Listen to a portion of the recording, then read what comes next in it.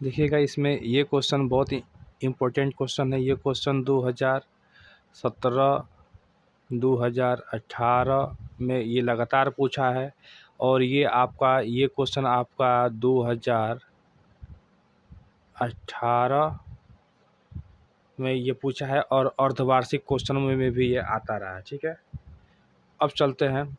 ये क्वेश्चन देखिए, ये क्वेश्चन आपका पूछा है 2016, 2017 और 2018 में ये क्वेश्चन पूछा है। बहुत ही इम्पोर्टेंट VIQ क्वेश्चन है, VIQ, क्योंकि ये आपका 2016, 2017, 2018 ये इन सालों में ये लगातार इसके क्वेश्चन जो है कि बने हैं। ये प्रूफ करने वाला 2018 में ये आया था, और ये छिन्नक वाला तो हमेशा पूछता रहता है। ये 2017 में ये सवाल ये पूछा था। तो ये इस तरीके से ये बहुत इम्पोर्टेंट क्वेश्चन हो गया, जो आपके एग्ज़ाम में हर साल आते हैं, तो इनको हमको छोड़ना नहीं है। अब चलिए, अब इनको हम लोग विस्तार से हल करते हैं। हेलो दोस्तों, तो कैसे हैं आप सभी लोग। चलिए, आज हम लोग मैथ का एक बहुत ही शानदार मॉडल पे प्रॉब्लम सॉल्व करने जा रहे हैं। ये 2021-22 का ये पेपर है, मॉडल पेपर। ठीक है, तो इसको हम सभी लोग एक एक करके हल करेंगे। ठीक है, तो चलिए इसकी शुरुआत करते हैं। इसमें बहुत ही अच्छे क्वेश्चन दिए हैं, और इसी तरीके के क्वेश्चन आपके एग्जाम में बनेंगे। क्वेश्चन सबसे फर्स्ट खंड से बनता है, वो आपका ये कह रहा है कि निम्नलिखित में से कौन सी सहअभाज्य संख्याओं का युग्म है। ठीक है, तो हम पहले समझेंगे सहअभाज्य संख्या किसे कहते हैं। तो सहअभाज्य संख्या ऐसी संख्या होती है जिनमें कोई एक ओनली एक क्या होता है, कॉमन होता है। तो जैसे देखिए 14 और 35 है, तो 14 और 35 में एक के अलावा भी संख्या क्या है, और भी संख्या से कटी। इस मान लीजिए कि 7 से 7 गुना के 14 और 7 5 35, तो ये 7 से भी ये कट जा रहा है, इसलिए ये सहअभाज्य संख्याएं नहीं है। और 18 और 25 को देखते हैं, तो क्या है कि 18 भी किसी से नहीं कट रहा है, और 25 भी किसी से नहीं कट रहा है। 18 को अगर हम फैक्टर करते हैं तो आएगा 9 गुणे 2 इक्वल टू 18, और 25 को फैक्टर करेंगे तो 5 इंटू 5 इक्वल टू 25। तो कोई भी संख्या इसमें से आपस में मिल रहा है, नहीं मिल रहा है ना। तो जब भी दोनों में कोई भी चीज़ कॉमन नहीं होता है, तो दोनों संख्या क्या होती है, अभाज्य संख्या होती है। इसलिए ये मेरा ऑप्शन सही है। 31 और 93 को देख लीजिए, तो 31 से 93 क्या है, डिवाइड हो जाएगा, यानी कि 31 दूना के क्या हो जाएगा आपका 93 हो जाएगा। इसलिए ये मेरा अभाज्य संख्या नहीं है, ये दोनों क्या है, सहअभाज्य संख्याएं हैं। चलिए, अब आगे देखते हैं। द्विघात समीकरण 3x² - 4x = 0 के मूलों का योगफल। ठीक ना, मूलों के योगफल का सूत्र हमको बताना है। तो हमको पता है कि समरूप त्रिभुजों की विशेषताएं होती हैं, उनकी संगत भुजाएं समानुपातिक हो, संगत कोण बराबर हो, उपयुक्त में दोनों, इनमें से कोई नहीं। देखिएगा, अगर समरूप त्रिभुजों की विशेषताएं होती है, अगर दो त्रिभुज समरूप हैं तो इनकी आकार भले से ही छोटे हो या बड़े हों, ये देखने में एक जैसे होते हैं। ठीक है, जो समरूप मतलब होता है कि जो देखने में एक समान हो। ठीक है, तो इनके भले से इनकी भुजाएं छोटी बड़ी हो सकती, लेकिन इसके कोण क्या होते हैं, संगत कोण आपस में बराबर होते हैं।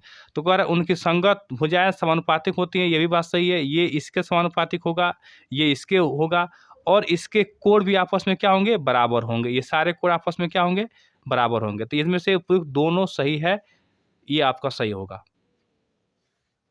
अब कह रहा है cos 60 cos 30 - sin 60 sin 30 का मान ज्ञात कीजिए। ठीक है, तो cos 60 sin 30 cos 60 cos 30 sin 60 sin 30 का हमको मान निकालना है। ठीक है, तो चलिए बहुत आसान है, हम सीधे यहीं पे हम मान रख के हम हल कर देते हैं। ठीक है, तो cos 60 का मान मेरा कितना होता है आपका, cos 60 का मान होता है 1/2, और cos 30 का मान होता है √3/, इसका मान होता है √3/2, और माइनस sin 60 का मान होता है √3/2, और sin 30 का मान होता है 1/2।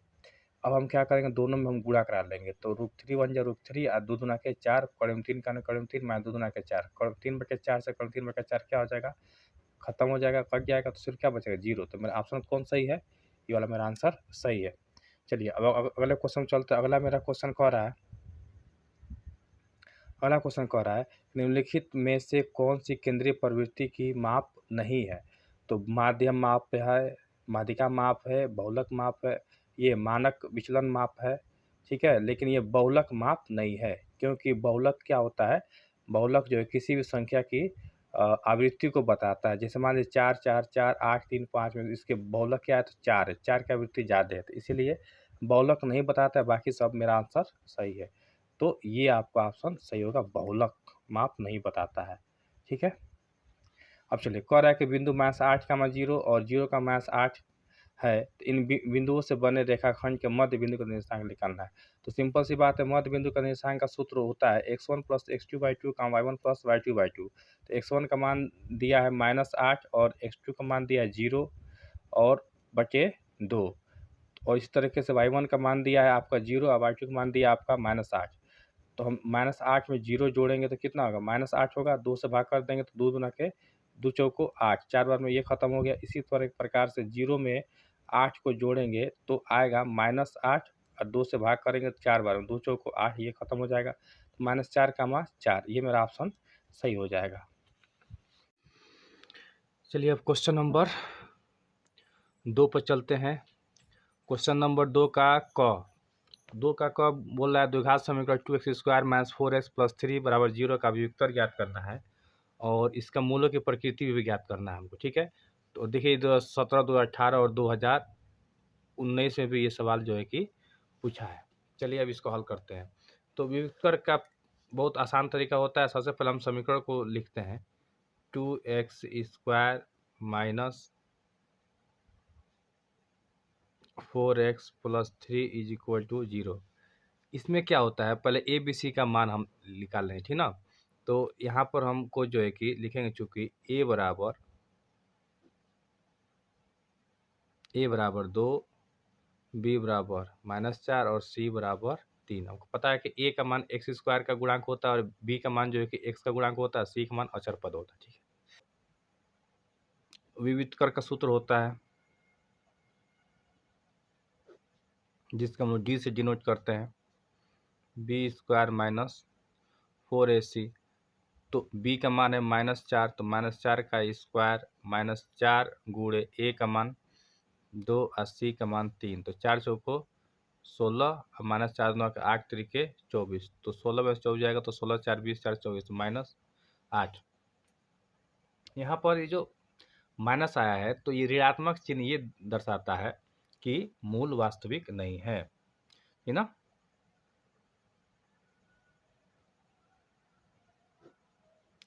ऋणात्मक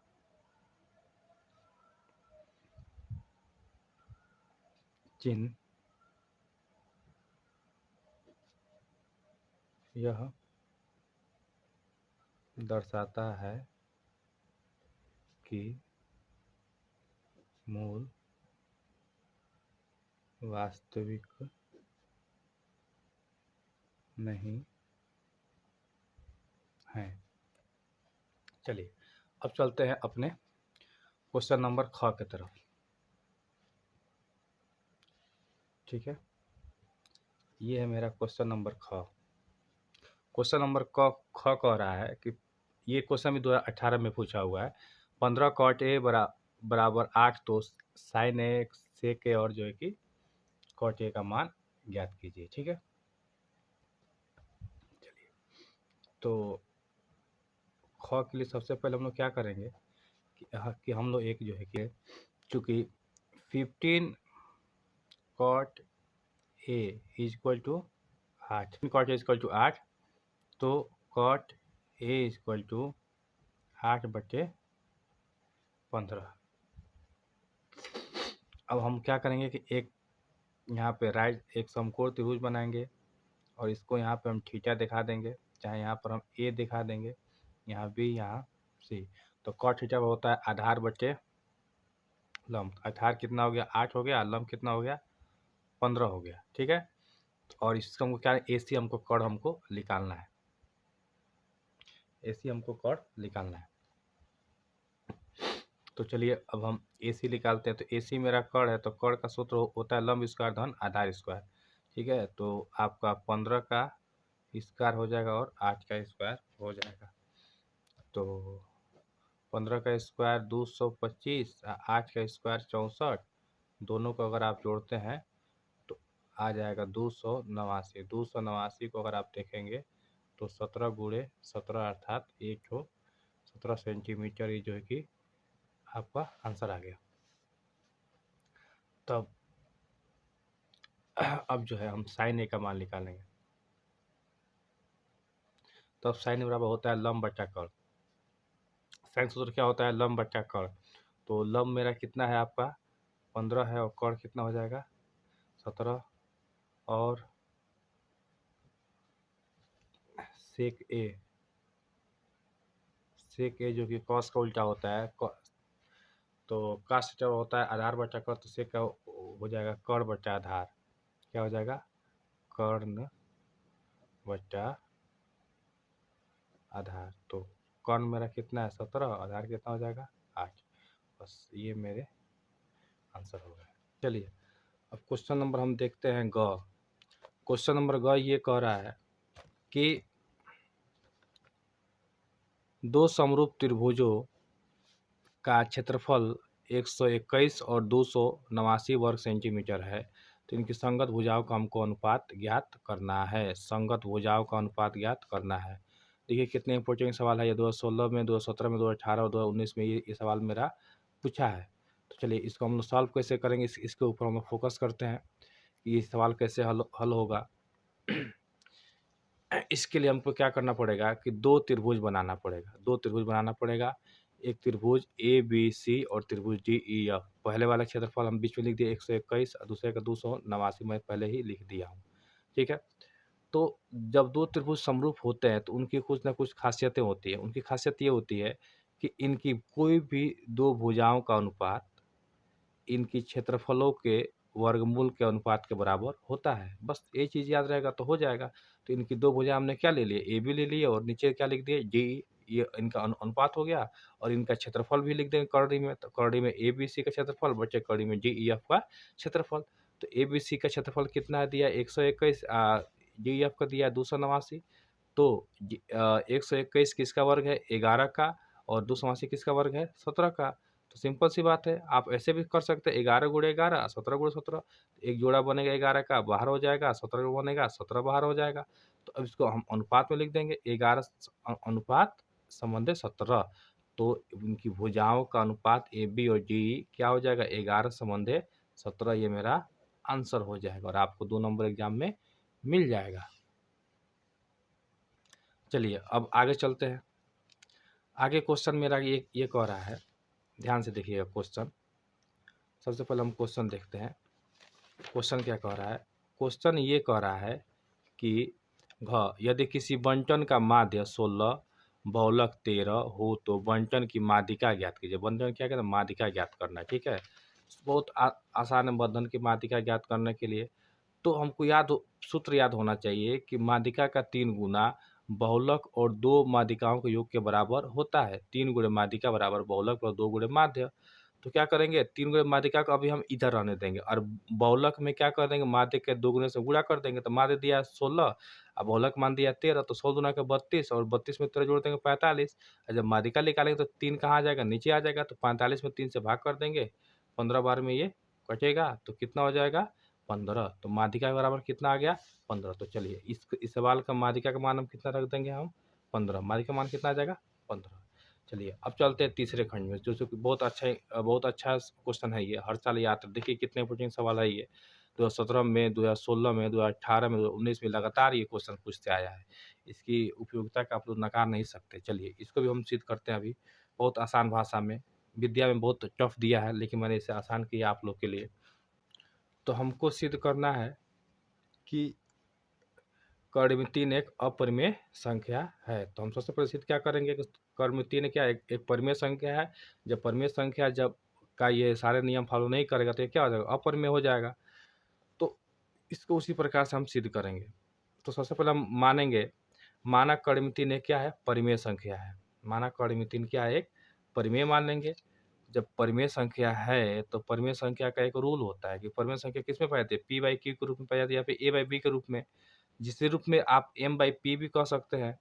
कहने का मतलब नीचे वाला जीरो नहीं हो जाता, p equal to not zero, b equal to not zero, और यहाँ पे क्या हो जाएगा, p equal to not zero. ये यहाँ के शर्तें होती है, इतना बराबर जीरो नहीं होना चाहिए, ठीक है। तो उसी तरीके से मतलब ये बटे के बराबर होती है, तो कड़ में 3 भी क्या होगा, किसी न किसी के बराबर होगा। तो माना कड़ में 3 किसके बराबर है, a बाई b के बराबर है, जहाँ पे a तथा b क्या है, सअभाज्य संख्याएं हैं। सअभाज्य संख्या फिर से आपको बता दें, सअभाज्य संख्या ऐसी संख्या होती हैं जिनमें कोई भी चीज़ कॉमन नहीं होती। जैसे मान लीजिए 2 और 3, तो 2 और 3 में क्या है, कुछ कॉमन नहीं है, ठीक है। लेकिन देखा जाए तो एक कॉमन है, 2 के पहाड़े में भी एक के पहाड़े में 2 आ जाएगा और एक के पहाड़े में 3 आ जाता है, एक क्या हो जाएगा, कॉमन हो जाएगा। तो एक के अलावा कोई भी चीज़ कॉमन नहीं होती, उसे क्या कहते हैं, सअभाज्य संख्या कहते हैं। अब इसमें क्या करें, हम परमेयीकरण कर दें। क्या करेंगे, परमेयीकरण, सॉरी परमेयीकरण नहीं करेंगे, इसमें हम तिर्यक गुणा कर देंगे। कड़ में 3b बराबर क्या हो जाएगा, a का ने a। अब दोनों पक्षों का वर्ग करेंगे, दोनों पक्षों का वर्ग करेंगे तो ये बताइए, कड़ में 3 का इस वर्ग करेंगे तो क्या हो जाएगा 3, a का वर्ग करेंगे तो क्या हो जाएगा a स्क्वायर। तो कड़ में 3 सिर्फ क्या हो जाएगा, 3b स्क्वायर बराबर a स्क्वायर। तो अब यहाँ पे एक चीज़ हमको बोलना है, इस चीज़ को आपको मेन चीज़ समझने की बात होती है कि 3b स्क्वायर बराबर a स्क्वायर।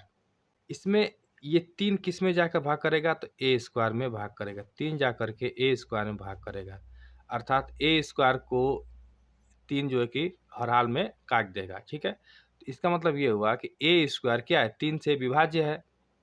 जब a स्क्वायर 3 से विभाज्य है तो ये बताइए a भी तो 3 से विभाज्य होगा। देखिए कैसे मैं आपको समझाता हूँ एग्जाम्पल के माध्यम से। जब मैं कहता हूँ कि अगर 2b स्क्वायर बराबर 4 का स्क्वायर, 4 का स्क्वायर, तो क्या ये b स्क्वायर का मान निकालेंगे तो 4 के स्क्वायर को 2 काट नहीं देगा, जरूर काटेगा। 4 के स्क्वायर कितना होता है, 16 बच्चे, 2 2 8 16। इसका मतलब 2 जो है 4 के स्क्वायर को क्या कर रहा है, काट दे रहा है, इसका काट दे रहा है, अर्थात 4 का स्क्वायर क्या है, 2 से विभाज्य है। 4 का स्क्वायर 2 से विभाज्य है। जब 4 का स्क्वायर 2 से विभाज्य है तो अब आप बताइए कि अगर हम 2b स्क्वायर को अगर हम सिर्फ 4 लिख दे, स्क्वायर न लिख करके, तो क्या 4 को भी 2 काट नहीं देगा, 2 दूना के 4 दो बार में।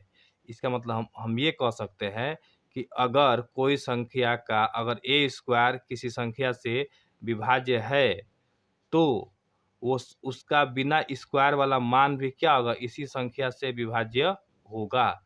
चलिए अब इसको देखते हैं।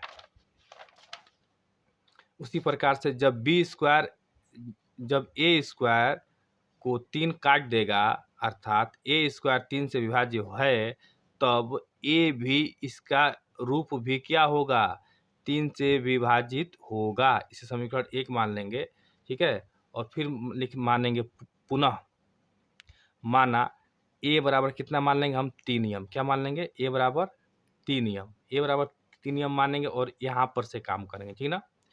कड़ में 3 बराबर, कड़ में 3b बराबर हम यहाँ से काम करें, ठीक ना। तब माना a बराबर 3m, तो कड़ में 3b बराबर क्या हो जाएगा, a है ना, तो एक जगह हम क्या कर देंगे, हम 3m लिख देंगे और इसके बाद से फिर हम दोनों पक्षों का वर्ग करेंगे। अब चलिए पुनः दोनों पक्षों का वर्ग करने पर, तो यही ना क्वेश्चन था, मेरा क्वेश्चन था 3 कड़ी में 3b बराबर 3m, ठीक है। तो कड़ी में 3 दोनों पक्षों का वर्ग करेंगे तो कड़ी में 3 का तो 3 हो जाएगा, b स्क्वायर का b स्क्वायर, 3 3 का 9, और यहाँ पे क्या हो जाएगा, m स्क्वायर भी हो जाएगा। फिर वही बात, अब देखिएगा, अब जहाँ जो भी नंबर आएगा वो जाकर भाग करेगा, तो 3 किस में भाग करेगा, b स्क्वायर को, b स्क्वायर सिंपल सी बात है, b स्क्वायर को ये काट देगा। जब ये बताइए, जब b स्क्वायर को ये 3 काट देगा तो क्या b को नहीं काटेगा, जरूर काटेगा। उसी वही वाला एग्जाम्पल लीजिए, अगर 2 जो है अगर 4 के स्क्वायर को काट दे रहा है, चाहे 2 के स्क्वायर के मान को काट दे रहा है, तो यही 2 जो है 2 को भी क्या कर देगा, काटेगा। अर्थात 2 का स्क्वायर 2 से डिवाइड है तो ये 2 भी क्या होगा, 2 से डिवाइड होगा। अब सिंपल सी बात है, होगा भी। उसी तरीके से हमको इस चीज़ को आपको याद कर लेना है कि b स्क्वायर 3 से विभाज्य है, तो बी भी इसका मूल रूप भी क्या होगा, 3 से विभाज्य होगा। इसको हम समीकरण कितना मान लेंगे, 2 मान लेंगे। अब समीकरण 1 तथा 2 से हम तुलना करेंगे, समीकरण 1 तथा 2 से। समीकरण 1 तथा 2 से हम पाते हैं कि ए तथा बी का एक उभयनिष्ठ गुणनखंड क्या है, 3 है। ए तथा बी का एक उभयनिष्ठ गुणनखंड क्या है, 3 है। यहाँ का बी का भी क्या हो गया, 3 आ गया। और जो इसके पहले जो जो सवाल था उसमें भी आप देख सकते हैं कि ए का गुणनखंड क्या था, 3 था। तो ए के भी साथ 3 आ गया और बी के भी साथ क्या आ गया, 3 आ गया। तो वही कह रहा है कि 1 और 2 से हम पाते हैं तो ए तथा बी का गुणनखंड क्या है, 3 है, जबकि परिमेय संख्याओं का कोई उभयनिष्ठ गुणनखंड नहीं होता है। इसलिए हमारा मानना कि कड़ी में 3 एक परिमेय संख्या है, गलत है। अतः कड़ी में 3 क्या है, एक अपरिमेय संख्या है। अपरिमेय संख्या क्यों है, सिर्फ एक कारण की वजह से है। क्या क्या वो कारण क्या है कि परिमेय संख्या का कोई भी उभयनिष्ठ गुणनखंड नहीं होता। इसमें 3 क्या है, उभयनिष्ठ गुणनखंड, इसलिए क्या है, कड़ी में 3 एक अपरिमेय संख्या है। इसको आप लिख देंगे। एग्जाम में ये 4 नंबर से लेकर के बहुत कम आएगा तो 2 नंबर, मैक्सिमम कितना आएगा, 4 नंबर, बस इतना आप लिख देंगे, आपको 4 नंबर मिल जाएगा। चलिए अब इसके आगे देखते हैं। इसके आगे वाला सवाल को देखते हैं। इसके आगे वाला सवाल है तुम्हारा तीसरा का ख है। कह रहा है कि ए का मान ज्ञात कीजिए, ए का मान ज्ञात कीजिए जिसके लिए निकाय जो समीकरण दिया है ए एक्स प्लस 2y बराबर 2 और 8x प्लस ए वाई बराबर 4। यही ना मेरा सवाल है। इसका कह रहा है कि ये इसका अपरिमित रूप से अनेक हल होंगे। जब इसके अपरिमित रूप से अनेक हल हैं तो इसका सूत्र होता है, आप जो कि हमको याद होना चाहिए, ठीक ना। देखिएगा जो दिए गया समीकरण है, ये जो मेरा समीकरण दिया गया है ए एक्स प्लस 2 ए बराबर 2 और ये वाला 4 वाला अपरिमित रूप से अनेक हल है। जब किसी समीकरण के अनेक हल होते हैं तो उसका एक फार्मूला होता है जिसका आपको ध्यान रखना है, ठीक ना। उसका फार्मूला ये होता है अपरिमित रूप से अनेक हल का, a one upon a two is equal to b one upon b two is equal to c one upon c two. तो जो मेरा सवाल है यहाँ पे ए एक्स प्लस 2 बराबर 2, ए एक्स प्लस 2y बराबर 2, तो इसमें से जो a1 का मान होगा वो कितना हो जाएगा, a हो जाएगा। अब b1 का मान कितना हो जाएगा, 2 हो जाएगा, ठीक है। और c1 का मान कितना हो जाएगा, ये भी कितना हो जाएगा, 2 हो जाएगा, ठीक है। अब चलिए चलते हैं। इसी प्रकार से जो अगला जो ये मेरा इक्वेशन है 8x प्लस ए बराबर 4, अगला जो मेरा इक्वेशन है 8x प्लस ए वाई बराबर 4, तो इसमें जो ये समीकरण 1 था तो इसमें से a1 b1 c1 मिला, तो इसमें क्या मिलेगा, a2। तो a2 का मान कितना हो जाएगा 8, b2 का मान कितना हो जाएगा c2 का मान कितना हो जाएगा 4, ठीक है। तो ये सारे मान को हम भर देंगे, a1 अपन a2, b1 अपन b2, c1 अपन c2 से इसको हमको कंपेयर करेंगे। जब हम कंपेयर करेंगे तो कोई भी दो बराबर चीज़, तो कोई एक बराबर चीज़ हम लेते हैं, हम सिर्फ इसको लेते हैं, ठीक है। a1 अपन a2, b1 अपन b2 से, ठीक है। तो हम a1 का मान रखेंगे 2a और a2 का मान हम कितना रख देंगे 8 इसमें से, और b1 का मान हम रखेंगे 2 और b2 का मान रखेंगे यहाँ से हम a, यानी कि a अपन 8 बराबर a अपन 2। अब क्या करेंगे, इसका हम क्रॉस मल्टीप्लाई करा देंगे, तो a से a में क्या हो जाएगा ए स्क्वायर और 8 गुना के 16, तो ए स्क्वायर जो कितना हो जाएगा करड़ी में 16 और 16 किसका वर्गमूल है, तो वर्ग है, तो ये 4 का वर्ग है, तो ए का मान कितना आ गया 4, ये मेरा आंसर हो गया। चलिए अगले सवाल पे चलते हैं। अब आते हैं क्वेश्चन नंबर ग पे। क्वेश्चन नंबर ग कह रहा है कि दिए गए चित्र में पी एस बटे एस क्यू, पी एस बटे एस क्यू बराबर है पी टी, इसी भुजा के पी टी बटे टी आर के। तो और इसका ये वाला कोण एंगल पी एस टी ये बराबर है एंगल पी आर क्यू के, पी आर क्यू के। तो सिद्ध करना है कि त्रिभुज P Q R, P Q और ये आर ये क्या होंगे, एक समद्विबाहु त्रिभुज होगा। समद्विबाहु त्रिभुज मतलब कि हमको सिद्ध करना है कि पी क्यू बराबर होगा पी आर के। अगर ये हम सिद्ध कर दिए तो क्या हो गया, ये त्रिभुज जो है कि समद्विबाहु त्रिभुज हो जाएगा। चलिए कोई बात नहीं, इसको हम बहुत आसान, ये बहुत इंपॉर्टेंट क्वेश्चन 2018 में पूछा था, 2019 में पूछा था, और पीछे चले तो 2016 और 2017 में भी ये पूछा है। 16, 17, 18, 19 लगातार इतनी बार पूछा है। तो जान लीजिए 22 में पूछने का एकदम चांस है, क्योंकि 20 और 21 में एग्जाम नहीं हुए हैं। ये सबसे पहले हम क्या करेंगे, एक त्रिभुज बनाएंगे। हम उसी माप से एक त्रिभुज बनाएंगे, पी क्यू आर और एस टी इसके समांतर रेखा एक हम खींच देंगे। ठीक है, ये इसके एस टी जो है क्यू आर के समांतर है, जो कि हमको ये दिया है। कुछ चीज़ें इसमें दी हैं हमको, उससे हम इसमें लाभ लेंगे और इस चीज़ को हम समझेंगे। ये एक चीज़ कह रहा है कि पी एस ये वाली भुजा इसके क्या है, अनुपात है, और ये पी टी जो है टी आर के अनुपात में है। ये हमको ये दिया है, सवाल में ये दिया है। ठीक है, तो अब हम इसमें चीज़ एक करेंगे, चूँकि एस टी क्यू आर के क्या है, समांतर है। ये क्यों है, आधारभूत अनुपातिक प्रमेय के विलोम से ये सूत्र है कि जब कोई त्रिभुज की दो भुजाएं आपस में अनुपात में बराबर होती हैं तो उनकी दो भुजाएं जो होती हैं, जो इसको अलग करती है, एस टी और क्यू आर, ये दोनों आपस में क्या होती है, समांतर होती हैं, बराबर दूरी पे दोनों क्या होती है, स्थित होती है। और उसके साथ और भी एक नियम आता है, वो संगत कोण का आता है। वो ऐसे आता है कि ये वाला कोण इस वाले के कोण के क्या होगा, बराबर होगा। ठीक है, तो जैसे कि यहाँ पर हम ये कह सकते हैं कि एंगल पी एस टी ये वाला बराबर किसके होगा, एंगल पी क्यू आर के। ठीक है, किस नियम से होगा ये, तो संगत कोण के ये नियम से होता है। जब दो रेखाएं समांतर होती है तो इनके एक तरफ की दो कोण क्या होते हैं, आपस में बराबर होते हैं संगत कोण के हिसाब से।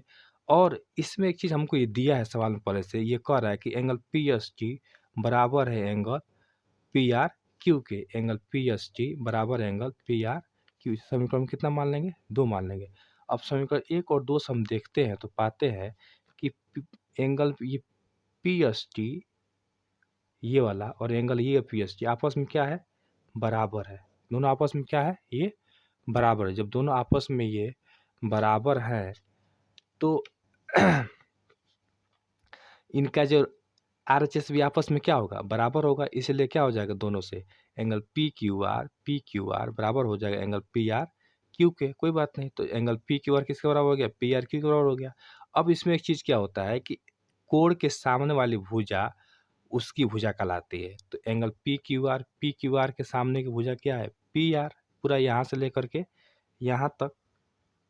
और एंगल आर के सामने की भुजा कौन है, पी क्यू। देखिए एंगल आर के सामने भुजा क्या है, पी क्यू। तो पी आर बराबर क्या हो गया, पी क्यू। यही तो हमको सिद्ध करना था। ठीक है, जब ये सिद्ध कर दिए तो क्या कह सकते हैं कि ये दिया गया त्रिभुज पी क्यू आर क्या एक समद्विबाहु त्रिभुज है। क्यों है, क्योंकि समान कोणों की समरूप सम्मुख भुजाएं समान होती हैं, अतः पी क्यू आर एक समबाहु त्रिभुज है। चलिए अब आगे चलते हैं।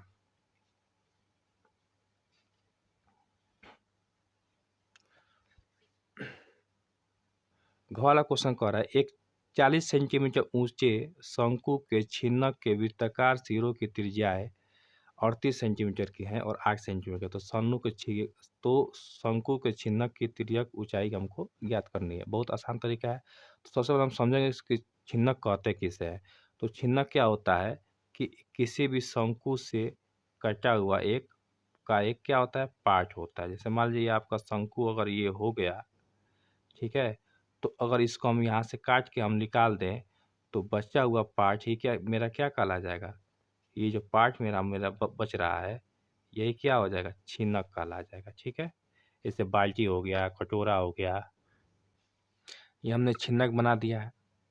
छिन्नक का लंबाई तिर्यक लंबाई एल हो गया, ऊंचाई जो करा 40 सेंटीमीटर वो हम लिख दिए हैं, और इसमें 2 त्रिज्याएँ होती हैं, एक छोटी त्रिज्या होती है, एक बड़ी त्रिज्या होती है, ठीक है ना? तो हमने बड़ी त्रिज्या को R1 माना है और छोटी त्रिज्या क्या माना है? R2 माना है, जो 8 सेंटीमीटर की और एक 38 सेंटीमीटर की। इस किताब में ये दिया है सवाल में, आप लोग देख सकते हैं, ठीक है?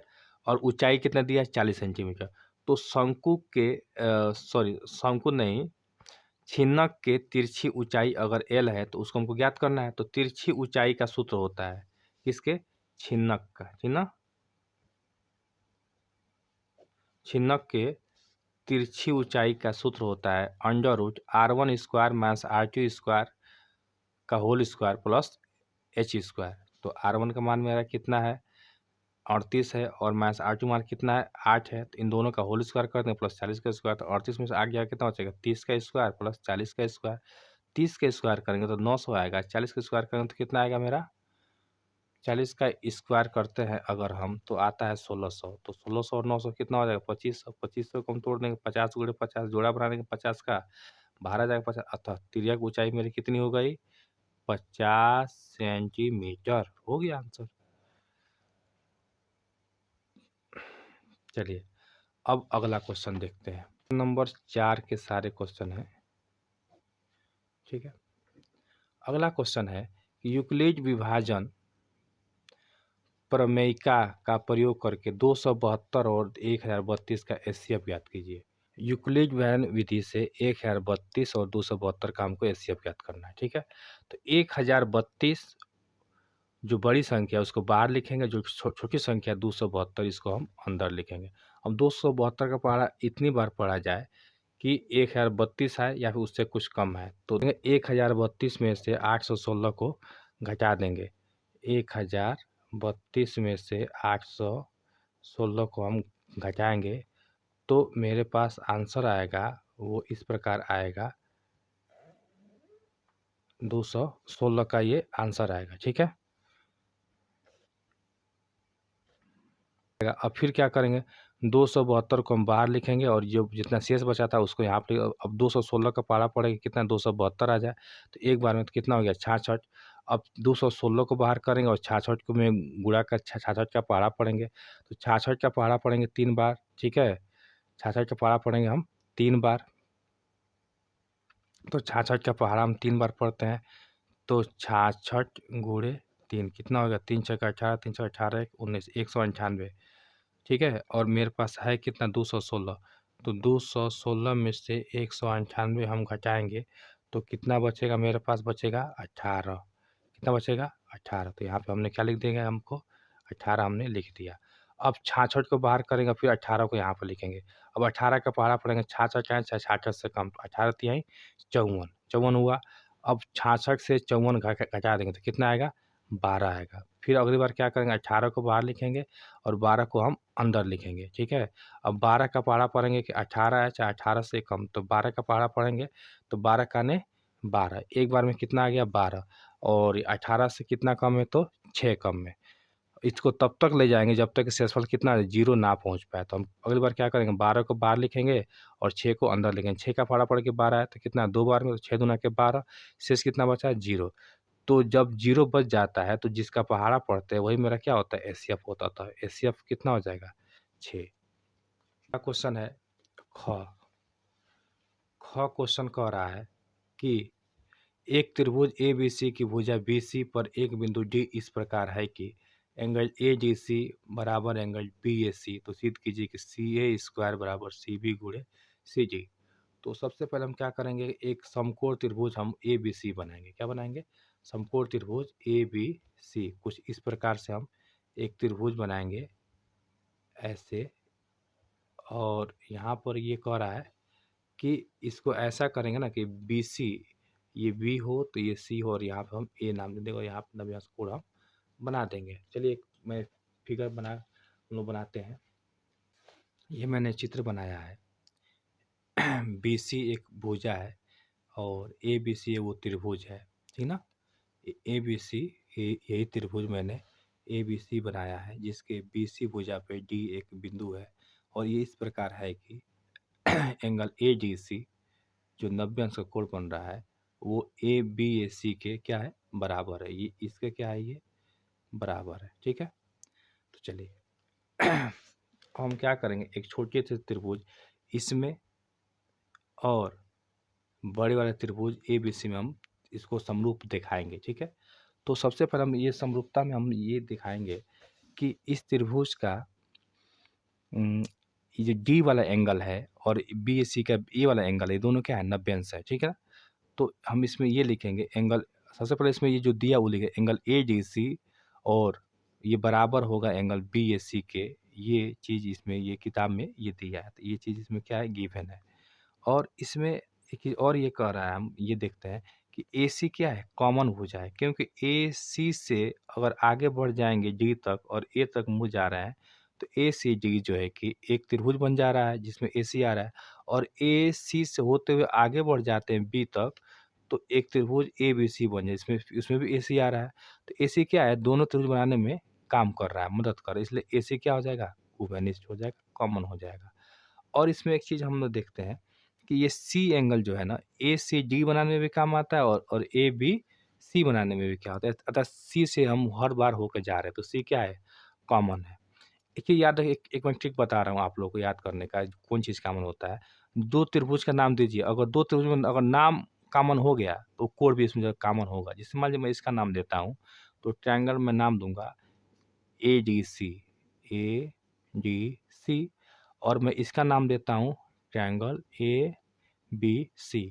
तो इस कहीं ना कहीं इस दोनों ट्रायंगल हम कंपेयर करते हैं तो C और C मिल रहा है, इसका मतलब दोनों में क्या है, C कॉमन है। ये चीज़ आप लोग याद रखिएगा। तो ये C क्या हो गया, कॉमन हो गया। इसको कोड के माध्यम से दिखाते हैं, एंगल ACB बराबर एंगल ACD, छोटे वाले और बड़े वाले के लिए ये हो गया। अब जब किसी भी त्रिभुज की दो भुजाएं और एक कोण बराबर हो जाए या फिर एक कोण दो भुजाएं बराबर हो जाए तो वो क्या होता है, आपस में समरूप होते हैं SAS नियम से। तो इसीलिए एंगल ADC क्या होगा, BAC के क्या होगा, समरूप होगा। जब इसके समरूप होगा तो इसकी भुजाएं आपस में क्या होंगे, अनुपातिक रूप से बराबर होंगी। तो इसकी जो बाकी भुजा है वो आपस में क्या होंगी, बराबर होंगी। जैसे देखिए CA जो भुजा है यह अपनी भुजा जो है इसका CD है, ये इसके अनुपात में होगा। और फिर अगली बार का ये जो CB भुजा है ना, बड़ी वाली, अपने छोटी भुजा पुनः CA के क्या होगा, अनुपात में बराबर होगा। अर्थात एक बार लेंगे CA बटे CD और अगली बार लेंगे CB बटे CA। अब दोनों को हम स्क्वायर करेंगे तो CA इस क्रॉस मल्टीप्लाई करेंगे तो CA स्क्वायर बराबर क्या हो जाएगा, CD गुणे CB। बस यही तो हमको सिद्ध करना था, हो गया। कितना आसान तरीका है, इससे आपको 2 नंबर आराम से एग्जाम में मिल जाएंगे। चौथा का ग, देखिएगा चौथा का ग बहुत आसान है बनाना। चौथा का ग पहले क्वेश्चन क्या है, पहले इसको हम समझ लेते हैं। ग ये क्वेश्चन कह रहा है कि 5 सेंटीमीटर लंबी रेखाखंड खींचिए और इसे 2 संबंधित 3 के अनुपात में क्या कीजिए, विभाजित कीजिए। दोनों भागों की माप भी लिखिए। तो आप क्या कीजिए, सबसे पहले हम क्या करेंगे, एक 5 सेंटीमीटर का हम रेखा खींचेंगे, ठीक है। तो हमने 5 सेंटीमीटर की एक रेखा मैंने खींच लिया है। 5 सेंटीमीटर की एक रेखा खींच देंगे यहाँ से यहाँ तक, ठीक है। और क्या करेंगे, हम प्रकार में दूरी लेंगे। मैं आपको इसे करके मैं दिखाता हूँ। हमने 5 सेंटीमीटर का दूरी लिया,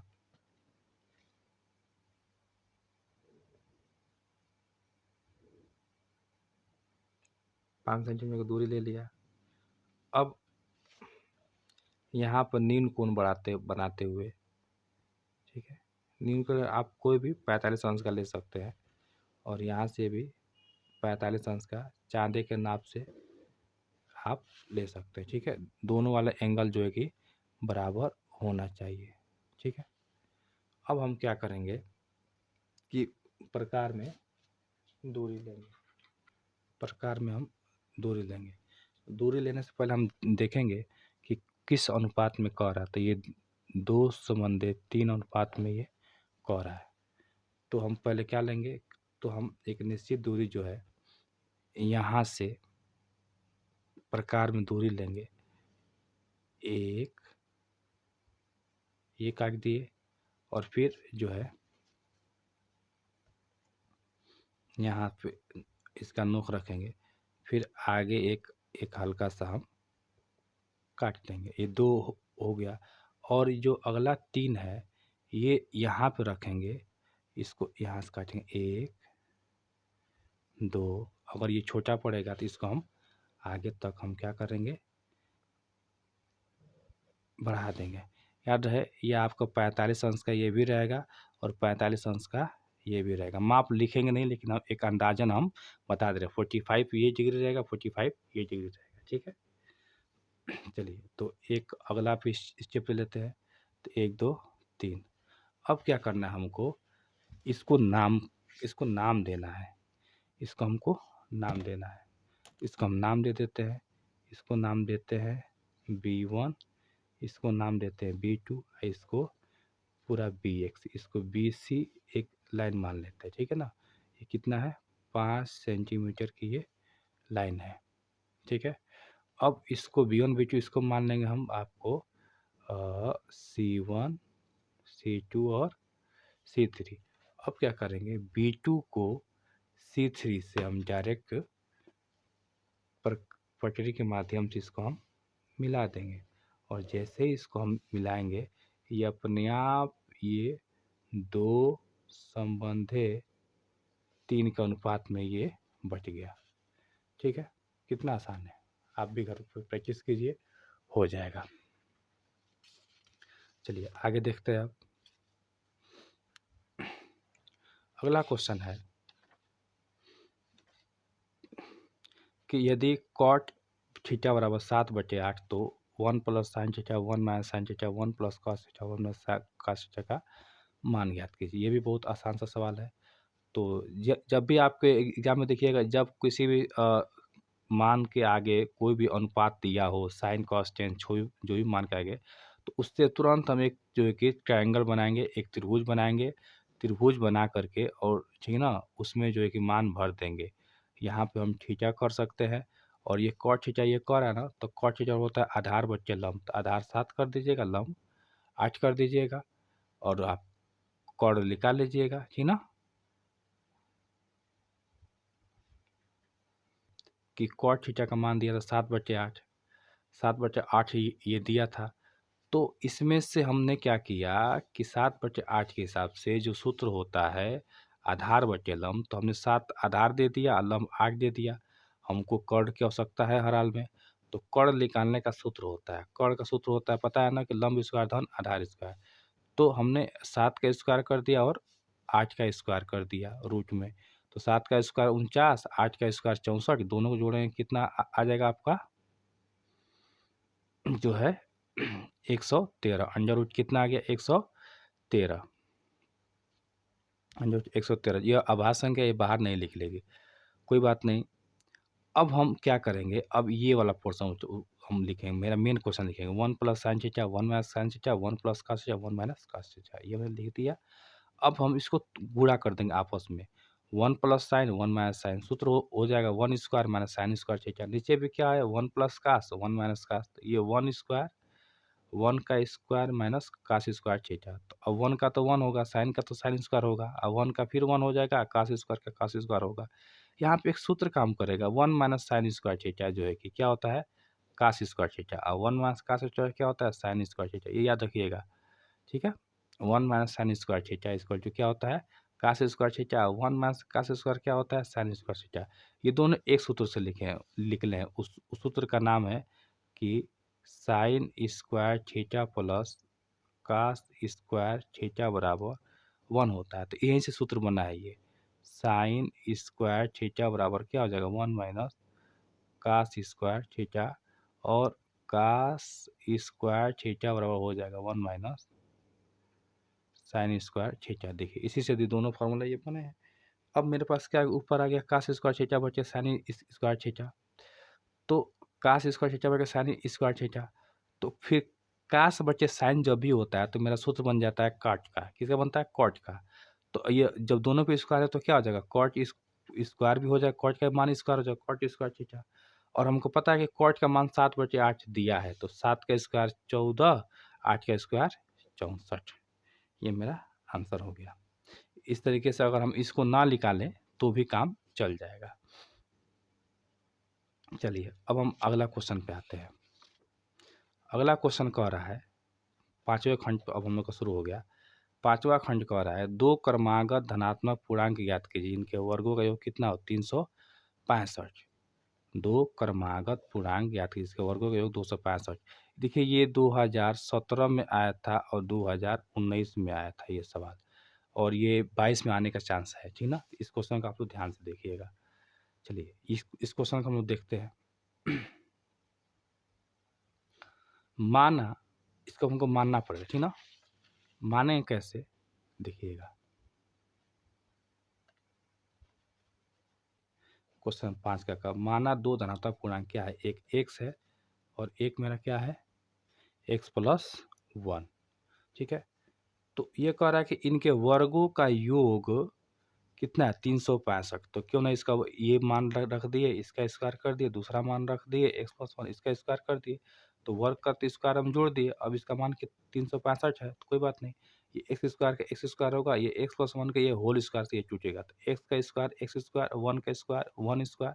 अब फिर दो में एक्स और एक में आपस में गुणा कर, क्योंकि 2ab सूत्र होता है, बराबर 365। तो एक्स स्क्वायर 2x स्क्वायर हो गया, वन का स्क्वायर वन स्क्वायर और 2x का ने 2x, बराबर 365। अब क्या करेंगे, 365 में से हम पीछे उसको पक्षांतर कर देंगे, और यहाँ पर एक है, तो अब एक में से 365 जाएगा तो कितना बचेगा, 364 बचेगा, ठीक है। अब इसमें से दो कॉमन करेंगे, दो कॉमन करेंगे तो यहाँ बचेगा एक्स स्क्वायर प्लस एक्स और माइनस दो का तो 2 के 16, 2 चौको 8, इसमें 2 से भाग करेंगे तो कितना है, 184, और दो बेचारा जाके जीरो में जाके मिलेगा तो क्या हो जाएगा, ये भी जीरो हो जाएगा। तो क्या बचेगा, सिर्फ x square plus x minus 184, ठीक है।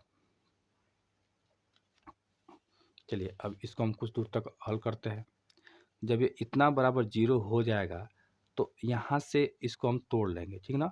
ये हो जाएगा एक्स स्क्वायर है ना, तो इसमें से हम एक्स कॉमन कर लेते हैं, एक्स जो है इसमें से हम कॉमन करते हैं, एक्स कॉमन करेंगे तो ये हो जाएगा x+14, और इसमें से -13 कॉमन करेंगे तो सिर्फ क्या बचेगा एक्स। अब जब माइनस कॉमन करते हैं तो अंदर जो माइनस आता है वो क्या होता है, प्लस हो जाता है। 13 का फाड़ा पड़ेंगे, 184 है तो क बार में आएगा, तो 14 बार में आएगा, बराबर जीरो। अब यहाँ से देखते हैं दोनों में क्या कॉमन है, तो ये ब्रैकेट आपस में कॉमन है ना, तो x+14 एक ब्रैकेट में, दूसरे ब्रैकेट में क्या हो जाएगा, x-13 बराबर जीरो, ठीक है। तो अब यहाँ से हम जब तब करेंगे, जब x+14 बराबर जीरो, तब x+14 तो क्या हो जाएगा, -14, तथा x-13 बराबर जीरो, तथा एक तरफ हम तथा जब x-13 बराबर जीरो, तब x बराबर इधर जाएगा तो -13 क्या हो जाएगा, +13। तो ये जो माइनस आता है ना, इसे हम लिख देंगे अमान्य। क्या लिख देंगे, अमान्य, ठीक है।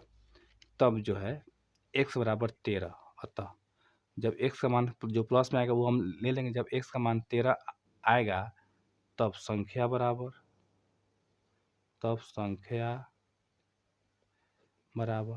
हमने क्या माना है, x और x+1, तो पहली संख्या कितना हो जाएगी 13 और दूसरी संख्या हो जाएगी 13+1, 13+1 अर्थात 13 एक कितना हो जाएगा, 14। ये मेरा आंसर हो जाएगा। तो दो धनात्मक पूर्णांक मेरे क्या हो जाएंगे, 13 और 14।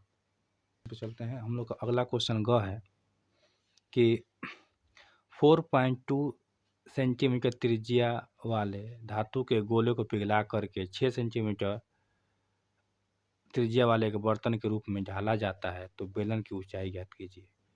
बहुत आसान है ये, आप ऐसा समझिए कि एक इतना ऐसे वाला गोला है, इसको पिघला करके हमको क्या बना दिया गया है, एक बेलन बना दिया गया है, ऐसा बेलन बना दिया गया है। तो इस बेलन की हमको ऊंचाई h ज्ञात करनी है, बहुत आसान है ये चीज़। यानी जब किसी चीज़ को पिघला करके किसी चीज़ में डाइवर्ट किया जाता है, कन्वर्ट किया जाता है, तो उसका एक चीज़ है जो बराबर होता है, वो है उसका आयतन। इसका आयतन क्या आएगा, हमेशा बराबर रहेगा। अगर मान लीजिए कि अगर ये 4 केजी का गोला है ना, तो इसको पिघला करके अगर हम बना देते हैं गोल बेलन बना देते हैं, फिर इसको जोखेंगे तो ये भी कितना आएगा, 4 केजी का ही आएगा। इसके वेट में इसका कोई परिवर्तन नहीं आएगा। या फिर इस गोले में जैसे मान लीजिए कि अगर 2 लीटर पानी आता है, 2 लीटर पानी आता है, तो अगर इसको हम बेलन बनाते हैं, तो इस बेलन में भी 2 लीटर का ही पानी आएगा। इसका मतलब इसके आयतन में कोई परिवर्तन नहीं आता। आप भी याद रखिएगा, जब भी कोई चीज़ को कन्वर्ट करके दूसरे में बदला जाता है, उसका आयतन बराबर होता है, बाकी उसका आकार बदल जाता है। चलिए इसको हम लोग सॉल्व करते हैं। जो पसंद आ रही हो तो चैनल को लाइक करें, सब्सक्राइब करें, और सबसे ज़रूरी चीज़ अपने दोस्तों में इसको शेयर ज़रूर करें। मैं आप लोग से वादा कर रहा हूँ कि मैं मैथ का 5 सेट मैं कराऊँगा आप लोग को। मैथ का मैं 5 सेट में आप लोग को मैं रिवीजन में कराऊँगा। ये जानिए, अगर 5 सेट अगर आप कर लिए तो मैथ में फेल होने का चांस एकदम ख़त्म हो जाएगा। जो भी वीडियो देखेंगे वो अच्छे नंबर लाएँगे, और जो है कि 70 में 70 तो एकदम फिक्स मान लीजिए। 70 में 70 आपको आना ही आना, अगर मैं जो भी लड़का मेरा पाँचों वीडियोज़ देख लिया। और 4 सेट तो मैं मॉडल पेपर रहेगा, जो कि पिछली बार से आए हुए क्वेश्चन रहेंगे। लेकिन लास्ट वाला 5वां जो सेट रहेगा, वो मैं खुद बनाऊँगा। लास्ट का 5वां सेट मैं खुद बनाऊँगा, और उसमें मैं खुद पूरे बुक का अध्ययन करके मैं एक ऐसा मॉडल पेपर बनाऊँगा, जिसमें से सबसे ज़्यादा चांस रहेंगे लड़ने के लिए। तो आप वो वाला को मिस मत कीजिएगा। सारे पेपर सेट आपके लिए इम्पोर्टेंट है। चलिए, तो अब हम अपने टॉपिक पे आते हैं। इसमें देखिए, इसमें हमने क्या किया है कि ये गोला है, गोले को हमने कन्वर्ट कर दिया किसमें, बेलन में। तो गोले की जो त्रिज्या थी वो कितनी थी, 4.2 सेंटीमीटर। इसको हमने स्मॉल आर से दिखा दिया। जो बेलन बनाया है, तो बेलन की जो त्रिज्या, भाई इसमें भी तो गोल है नीचे, इसके भी जहाँ गोलाई रहेगी वहाँ त्रिज्या बनेगा। तो दोनों को अगर स्मॉल आर से दिखाएंगे तो गड़बड़ा जाता। इसको हमने कैपिटल आर से दिखा दिया। इसकी हाइट हमने एच रखी है और आर त्रिज्या रखी, ठीक है। तो सबसे पहले हम लोग लिखेंगे ये कि माना बेलन की ऊंचाई एच मीटर है। माना बेलन की ऊंचाई एच है, ठीक है, एच सेंटीमीटर है, ठीक है। तब तब लिखेंगे हम कि गोले को पिघला करके बेलन बनाया गया है।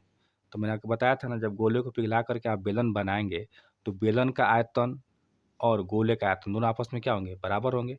तो बेलन का आयतन सूत्र होता है पाई आर स्क्वायर एच, और गोले का आयतन सूत्र होता है 4/3 पाई आर क्यू। तो पाई से पाई क्या हो जाएगा आपका, कैंसिल हो जाएगा। आर का मान रखेंगे जो बेलन का है वो 6 का स्क्वायर गुणे एच, और ये 4/3 इंटू 4/t, यहाँ पे स्मॉल आर का मान तुम्हारा 4/2। तो 4.2 का क्या हो जाएगा, यहाँ पे क्यू हो जाएगा। तो यहाँ पर क्या होगा, थोड़ा सा आप ध्यान दीजिएगा। ये 6 का स्क्वायर जा करके नीचे भाग कर देगा, तो 4/3 गुणे इसको तो हम लिख देंगे 3 बार गुणा करके, 4.2 4.2 और 4.2। और 6 को स्क्वायर करके नीचे लिख देंगे 2 बार 6। अब 6 से काट देंगे, 6 का 6, 6 सते 42, फिर 6 सते 42, और 3 से हम काट काट देंगे 4.2 का, 3 का 3, 3 चौको 12। तो मेरे पास बचा क्या, ध्यान दीजिएगा, मेरे पास बचा ये 4 गुणे, मेरे पास बचा, और ये हम क्या करेंगे, 7 सते 49, तो 0.49। और हम ये मेरे पास, एक बार हम इसको आसान तरीके से आगे मैं सॉल्व करके आप लोग को बता देता हूँ। देखिएगा कि 4 बच्चा ये, और गुणे 0.7 से 0.7 गुणा करेंगे तो 0 पॉइंट क्या हो जाएगा 49, और इंटू 1.4, ठीक है। इन टोटल में हम गुणा करेंगे 4 से 0.49 में, और फिर 1.4 में, ठीक है। तो ये आपका आएगा, तो आएगा 2.74 सेंटीमीटर। तो ये मेरी क्या हो जाएगी, एच, अर्थात इसकी हाइट हो जाएगी 2.74 सेंटीमीटर। अगला क्वेश्चन आप ध्यान रखिएगा। निम्नलिखित सारणी में उपनगरों 35 उपनगरों की साक्षरता दर प्रतिशत में दिया गया है। माध्य साक्षरता दर ज्ञात करना चाहिए ना। हम क्या करेंगे इस क्वेश्चन के लिए, गौर से देखिएगा। इसमें हम क्या करेंगे कि साक्षरता दर एक तरफ लिखेंगे वर्ग चिन्ह, और दूसरे में क्या लिखेंगे, नगरों की संख्या, जिसको हम जो है कि फ्रीक्वेंसी भी दिखा सकते हैं FI, और तब हम सूत्र लगाते हैं डायरेक्ट माध्य साक्षरता और का सूत्र लगा सिग्मा FI XI बचे सिग्मा FI। तो साक्षरता दर इसमें आंकड़े जो है कि वर्गीकृत हैं। वर्गीकृत मतलब कि जब भी वो चीज़ जो है कि कहे कि 2 से 5, 5 से 8, 8 से 11, तो ये आंकड़े क्या हो गए, वर्गीकृत हो गए। तो वर्गीकृत आंकड़ों के लिए जब जब भी वो आंकड़े वर्गीकृत हो और माध्य निकालने के लिए कहे, तो इसका हम मध्य चिन्ह या फिर वर्ग चिन्ह हम जरूर निकालते हैं, ठीक ना। तो इसका हम वर्ग चिन्ह निकालते हैं। तो वर्ग चिन्ह निकालने का सूत्र होता है, वर्ग चिन्ह का सूत्र होता है, देखेंगे वर्ग चिन्ह, वर्ग चिन्ह कैसे निकलता है। तो हम क्या करते हैं कि ये निम्न पद और हाई पद दोनों को जोड़ लेते हैं। 45 प्लस 55 जोड़ के 2 से भाग, क्योंकि दो संख्या 2 से 2 को भाग कर दीजिए तो कितना आ जाएगा 100। 100 का आधा कितना हो जाएगा 50। तो पहले का कितना हो गया 50, और इसी तरीके से ये 55 65 को जोड़ेंगे तो कितना आ जाएगा आपका 112। 112 को आप 120 आएगा, सॉरी 120 आएगा, 2 से भाग कीजिए कितना आएगा 60। उसी तरीके से 65 75 को जोड़ेंगे तो कितना आ जाएगा 140। 140 का आधा कितना हो जाएगा 70। उसे 160 का आधा 80, 180 का आधा 90, ये आपका निकल गया। अब इसके बाद से नगरों की संख्या जो है कि वो दिया है 3, 10, 11, 8, 3। अब इसके सहारे इसको हम FI मान लेंगे। अब गुणा करा देंगे XI गुणे FI।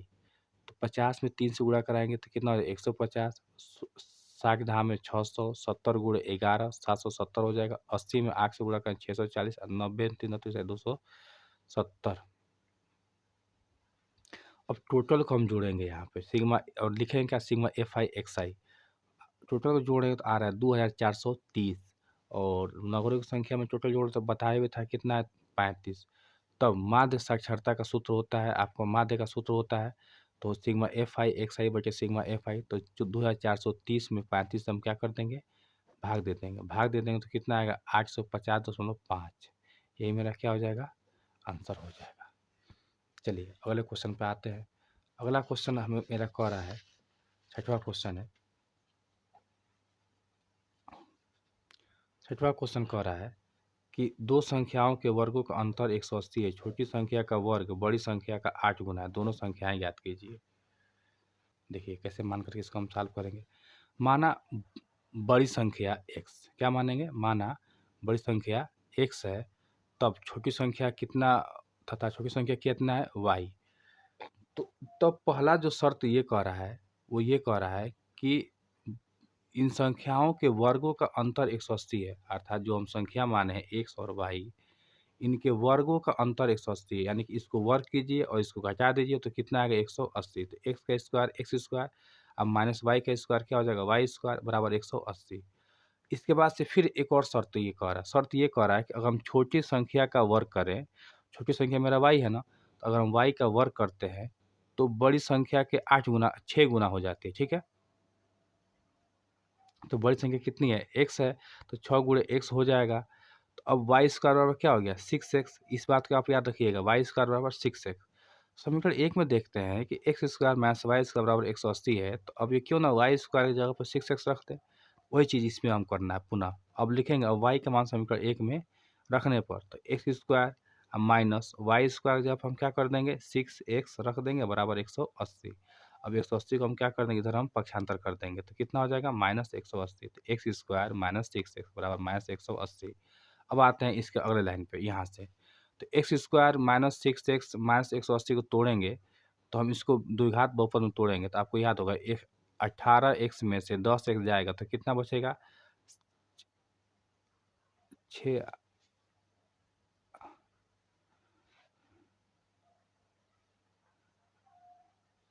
यहाँ पे ये 8 गुना है, शायद एक में रुक जाइए थोड़ा सा हम देख लें। ये 8 गुना है। हाँ हाँ हाँ, ये 8 गुना है, तो ये कह रहा है 8 गुना, ठीक है, 8 गुना कह रहा है, ये 8 गुना कह रहा है, तो ये कितना हो जाएगा आपका 80, 8x हो जाएगा, ठीक है ना। मेरे पास जो समीकरण तैयार हुआ वो इस प्रकार था कि x square minus 6x minus 180 बराबर 0। इसको हमने तोड़ा, एक्स स्क्वायर माइनस ये 8x था, x square minus 18x plus 10x minus 180 बराबर 0। इसमें से x काउंट करेंगे तो x माइनस 18 और प्लस 10 काउंट करेंगे तो x माइनस 18 बराबर 0। इसमें से x माइनस 18 काउंट करते हैं, दूसरे में बचता है x प्लस 10 बराबर 0। अब इसमें से क्या करेंगे हम कि जब तब करेंगे तो ये हो जाएगा, जब x माइनस 18 बराबर 0 तब x बराबर प्लस 18। फिर इधर आएंगे तो लिखेंगे जब x प्लस 10 बराबर 0 तब x बराबर माइनस 10। जब माइनस आएगा तो ये क्या हो जाएगा, अमान्य हो जाएगा, ठीक है। अतः अब इसके बाद लिखेंगे अब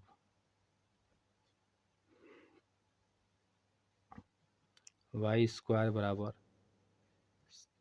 8x से, तो वाई स्क्वायर अब 8 गुणे एक्स का मान भी कितना हो गया 18, तो 8 अठाई 64, 8 एकाने 8, 8 6 14, वाई स्क्वायर का मान कितना हो गया 144। तो वाई बराबर क्या हो जाएगा, कौड़ी में 144, तो वाई बराबर कितना हो गया आपका 12, क्योंकि किसका वर्ग है 12 का वर्गमूल है। तो अब हम क्या करेंगे, एक्स का मान 18 हो गया, वाई का मान 12 हो गया, अतः संख्याएं बराबर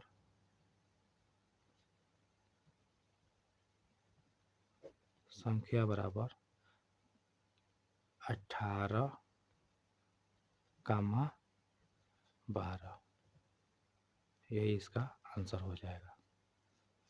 छठवें के ग के तरफ चलते हैं।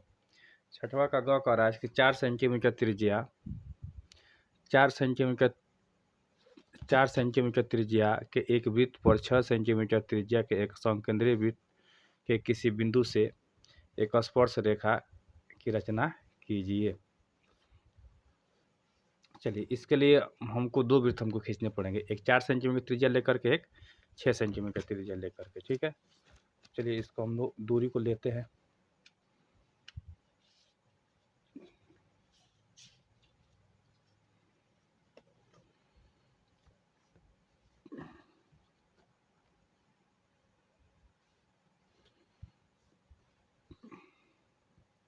सबसे पहले हम लोग 4 सेंटीमीटर की डिस्टेंस लेते, दूरी लेते, डिस्टेंस लेते हैं प्रकार में। तो देख लीजिएगा दूरी कैसे लेते हैं 4 सेंटीमीटर की। इतना बड़ा यहाँ पर नोक रख करके हम प्रकार को माध्यम से हम 4 सेंटीमीटर की दूरी ले लेंगे। ये मेरी 4 सेंटीमीटर की एग्जैक्ट जो है दूरी हो गई। अब हम क्या करेंगे कि एक हम लाइन खींचेंगे,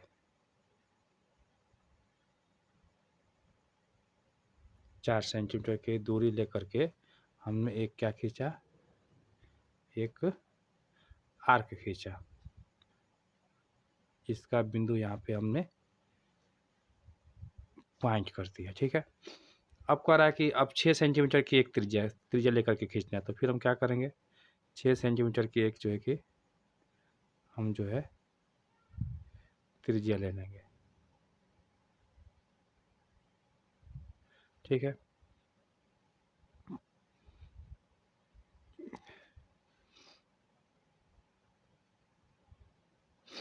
यहाँ पर हमने क्या किया कि 6 सेंटीमीटर की त्रिज्या लेकर के एक और वृत्त मैंने खींच दिया। अब क्या करेंगे हम कि अब इसके सामने इसको हम मिला देंगे। एक स्ट्रेट लाइन हम जो है इसके केंद्र से एक इस परिधि से बीच की भी दूरी एक खींच लेंगे, ठीक है। इसको हम ओ नाम दे देंगे, इसको हम पी नाम दे देंगे। अब हमको ओपी रेखा का लंबवर्धक करना है।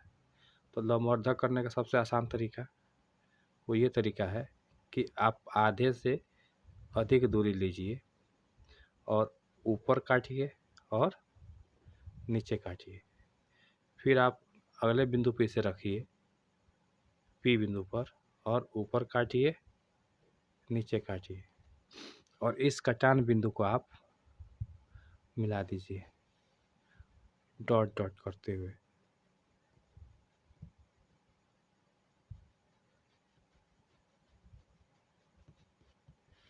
ठीक है।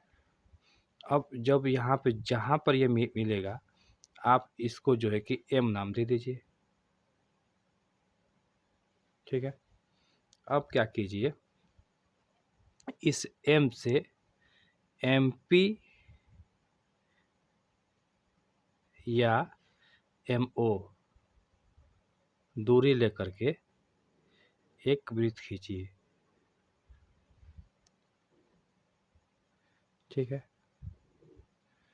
वृत्त खींचा तो एम केंद्र वाले वृत्त जो है कि ओ केंद्र वाले वृत्त को यानी कि 4 सेंटीमीटर त्रिज्या वाले को जहाँ पर ये काटेगा वही इसका स्पर्श रेखा। तो यहाँ पर देखिए एक बार यहाँ पे काट रहा है और एक बार यहाँ पर काट रहा है, ठीक है।